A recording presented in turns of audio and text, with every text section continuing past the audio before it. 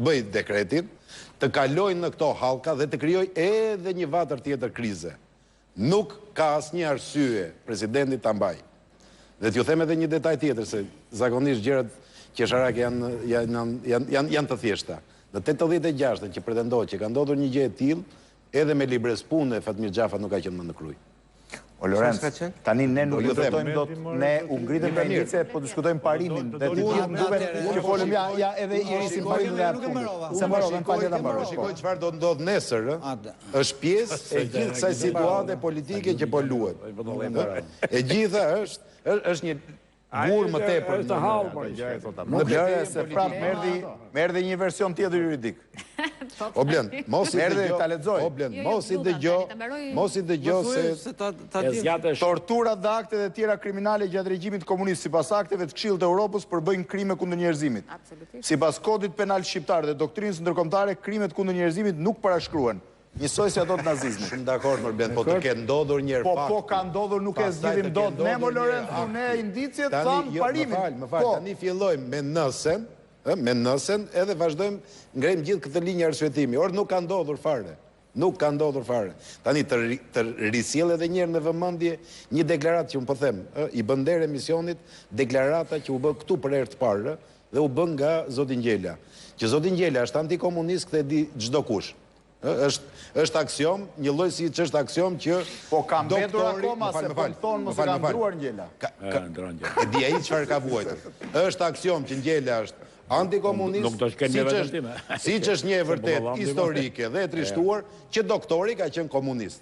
Tani deklarata që bëri avokati pak më parë ishte në çështje ordinere, thotë. Ata komunistët e dieshëm nuk të falnin. Maskarallëkun dhe krimin e bënin në çështje politike, ose kur kishe dy herë. Ne po diskutojmë, ka po dalë në falë, se po bëjmë një ka dalë në media një deklaratë e cila thotë kështu. Çështja ka të drejtë, s'ka të drejtë. Ka që to s'ka drejtë, ka drejtë, do ka drejtë. Tani, ka të drejtë, ka të drejtë të dyja këto vlejnë nëse faktet janë vërteta. Ne si vërtetojmë do të faktet këtu. Nuk po t'jap Irin Arjan, po se jap indicjen e Spartakut. Ta mbaroj. Nuk, a mund ta mbaroj? E ndalojmë dhe nuk e emërojmë dot. Një nga gjërat më të ngatruara që kanë ndodhur në këtë vend është pikërisht ky i statusit të përndjekurit. Kam parë dhe në tryeza presidenti njerëz të cilët kanë qenë të dënuar ordiner që sot shiten me statusin të dënuarit politik.